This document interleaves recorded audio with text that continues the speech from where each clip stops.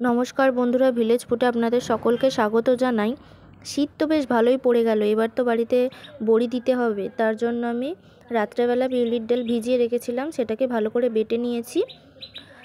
ডালটা কিন্তু বেশ মোটা করে বাটতে হবে, না হলে পাতলা হয়ে গেলে বড়ি কিন্তু ভালো হবে না। ডালটাকে এরকম ভালো করে মেখে নিচ্ছি, মেখে মেখে ডাব তুলে নেব। দেখুন এরকমভাবে ডাব তুলতে হবে।